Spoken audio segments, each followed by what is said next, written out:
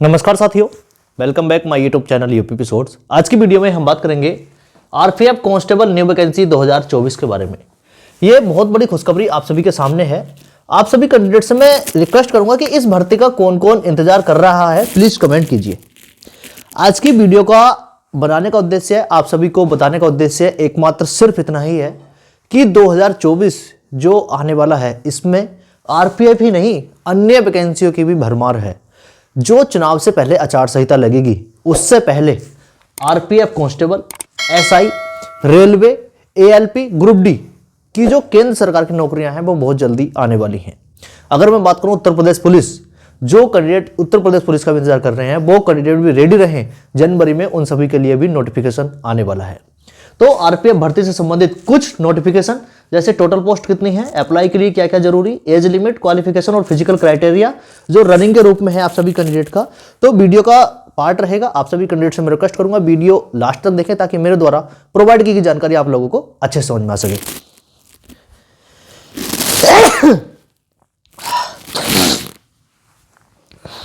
चलिए शुरुआत करते हैं। अगर मैं बात करूं RPF constable new vacancy 2024, constable के 7500 प्लस पद हैं, इसमें मेल प्लस फीमेल कैंडिडेट हैं। एसआई के 3000 प्लस पद हैं, इसमें भी मेल एंड फीमेल के पोस्ट हैं।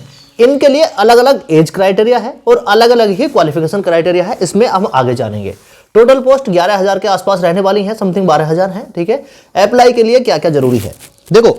जो कैंडिडेट आरपीएफ कांस्टेबल की तैयारी कर रहे हैं या आरपीएफ कांस्टेबल भर्ती का सपना देख रहे हैं कि वो वैकेंसी, जैसे पिछले अगर मैं बात करूं 2018 से कोई वैकेंसी का नोटिफिकेशन नहीं आया है, तो लास्ट 6 ईयर हो चुके हैं इस वैकेंसी को ना आए हुए। तो एज रिलैक्सेशन क्या मिलेगा या नहीं मिलेगा जो कैंडिडेट ओवर एज हो जाएंगे, क्योंकि एज का जो क्राइटेरिया है वो 18 से 25 और 20 से 25 साल है। ठीक है, जो एसआई के लिए है, जनरल कैटेगरी के लिए। तो क्या उन कैंडिडेटों को एज रिलैक्सेशन मिलेगा या नहीं मिलेगा? तो बीच में हमने कोरोना काल देखा। आप सभी कैंडिडेट्स को मैं बता दूं कि एज रिलैक्सेशन मिलने की 99% संभावनाएं हैं। एज काउंट की मैं बात करूं, जो कैंडिडेट एज को लेकर थोड़े चिंतित हैं, तो 1 जुलाई 2024 से जिन कैंडिडेट की एज 18 साल हो चुकी है या 18 साल हो जाएगी, वो सभी कैंडिडेट फॉर्म फिल करने के पात्र हो जाएंगे। वैकेंसी कब तक आ जाएगी?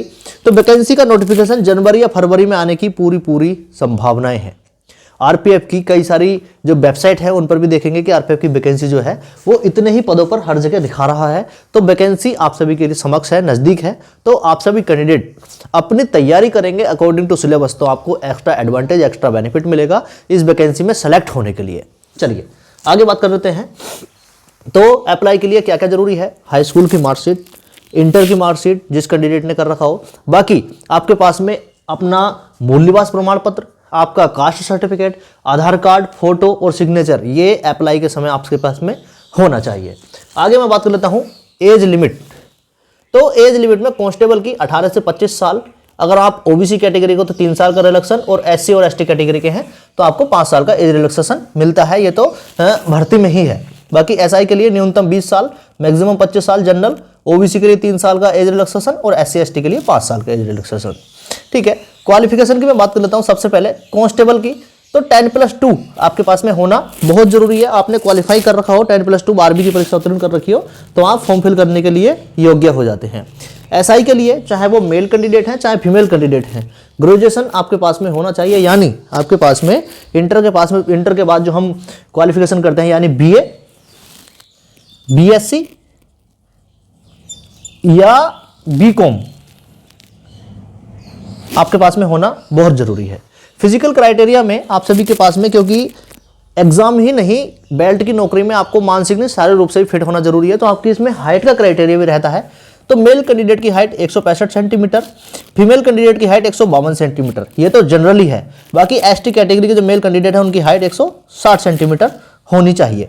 चेस्ट की मैं बात कर लेता हूं। चेस्ट 80 से 85 सेंटीमीटर, 5 सेंटीमीटर का फुलाव। UP police, RPF, SI, constable और एसएससी जीडी में 5 सेंटीमीटर का जो फुलाव है वो मांगा ही जाता है, इसलिए आपके पास में 5 सेंटीमीटर का फुलाव होना चाहिए। आगे मैं बात कर लेता हूं फिजिकल क्राइटेरिया में।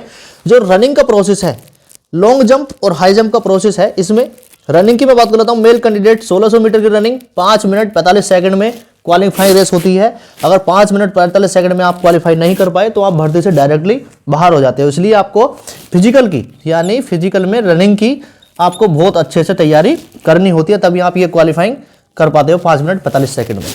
आगे मैं बात कर लेता हूँ फीमेल कैंडिडेट के लिए 800 मीटर की रनिंग 3 मिनट 40 सेकंड में। दोबारा सुनेंगे, फीमेल कैंडिडेट 800 मीटर की रनिंग 3 मिनट 40 सेकंड में क्वालिफाइंग है। Long jump 14 feet male candidate, female candidate के लिए 9 फीट लॉन्ग जंप है। हाई जंप के लिए हम बात करूं, मेल के लिए 4 फीट और फीमेल कैंडिडेट के लिए 3 फीट। ये हो गया हाई जंप और लॉन्ग जंप का क्राइटेरिया। आगे मैं बात कर लेता हूं कौन कौन इस भर्ती का इंतजार कर रहा है। जो आरपीएफ के जुड़े हुए हैं, आरपीएफ में जाने का सपना देख रखा है, तो वो कैंडिडेट कौन कौन है प्लीज कमेंट कीजिए। उनके लिए मैं अलग से एक वीडियो, सेपरेट वीडियो ला दूंगा। वो वीडियो होगी मेडिकल की, वो वीडियो होगी सिलेबस की, और वो वीडियो होगी संभावित कट ऑफ की कि आपका जो अपना टारगेट है वो इतना रखना चाहिए ताकि आपको जो सिलेक्शन है वो आरपीएफ भर्ती में हो सके। ये बात मैं भी मानता हूं कि पिछले 5-6 साल से भर्ती नहीं आई है। बार बार मैं नहीं, बाकी और यूट्यूबर भी बहुत सारे, यूट्यूब पर आपको कई वीडियो मिल जाएंगे आरपीएफ की, लेकिन वैकेंसी नहीं आई है। लेकिन उसमें हमारा दोस्त नहीं है साथियों, उसमें हमारा दोस्त नहीं है। बाकी आप सभी को जानकारी दी जा रही है कि जो कैंडिडेट आरपीएफ भर्ती से जुड़ा हुआ है, आरपीएफ भर्ती का सपना देख रखा है, उसके लिए ये क्राइटेरिया चाहिए, क्वालिफिकेशन का, एज लिमिट का, फिजिकल का, रनिंग का। तो आपको बताने का उद्देश्य हमारा होता है कि आप सभी कैंडिडेट समझ पाएं जो वैकेंसी 2024 में आने वाली है उसके लिए आप बिल्कुल प्रिपेयर रहें। आगे मैं बात कर लेता हूं आरपीएफ की तैयारी कैसे करें। देखो, आरपीएफ की कई वैकेंसियां हो चुकी हैं, तो आरपीएफ की जो प्रीवियस ईयर क्वेश्चन पेपर है उसकी अलग से बुक आपको मिल जाएगी। किसी भी बुक सेलर पर जाओगे, बहुत अच्छे से आप देखोगे ना, तो वहां पर आरपीएफ की बहुत सारी बुक्स है। तो किसी जेन्युइन बुक जो किसी अच्छे राइटर द्वारा लिखी हो, अच्छे पब्लिकेशन द्वारा पब्लिक की गई हो, तो उसकी आप बुक से तैयारी कर सकते हो। लूसेंट पढ़ सकते हो, मैथ के क्वेश्चन भी आते हैं, स्पोर्ट्स के क्वेश्चन आते हैं, कंप्यूटर के क्वेश्चन आते हैं, तो आप किसी ऑनलाइन टीचर का भी सहारा ले सकते हो। जनवरी में नोटिफिकेशन आने की पूरी उम्मीद है। वैकेंसी का नोटिफिकेशन जनवरी में आने की पूरी उम्मीद है। एज काउंट की बात हमने कर ली है कि एज काउंट आपका 1 जुलाई 2024 से रहेगा, ठीक है। बाकी एग्जाम लेवल की मैं बात करूं, एग्जाम लेवल क्या रहता है, तो एग्जाम लेवल 10+2 लेवल का ही रहता है, यानी आपने हाई स्कूल में जो पढ़ा है उसके लेवल का ही आपका एग्जाम आता है। बाकी अगर मैं बात करूं मैथ, जीके, जीएस, रीजनिंग, ठीक है। बाकी अगर मैं बात करूं कंप्यूटर के क्वेश्चन भी आपके एग्जाम में पूछे जाते हैं। तो 11,000 प्लस वैकेंसियां आप सभी के समक्ष बहुत जल्दी आरपीएफ की आने वाली हैं। इसमें एसआई के और कांस्टेबल के पद मिश्रित हैं। मेल एंड फीमेल कैंडिडेट, सभी कैंडिडेट जो पात्र हैं, क्वालिफिकेशन, एज लिमिट और फिजिकल क्राइटेरिया जो पास करते हैं, जिनकी हाइट 165 सेंटीमीटर है, वो सभी कैंडिडेट पात्र हो जाते हैं आरपीएफ कांस्टेबल भर्ती में फॉर्म फिल करने का। बाकी वीडियो कैसी लगी कमेंट करके जरूर बताना। वीडियो पसंद आई आप लाइक कर सकते हैं, अपने दोस्तों में शेयर कर सकते हैं। Thanks for watching. जय हिंद, जय भारत।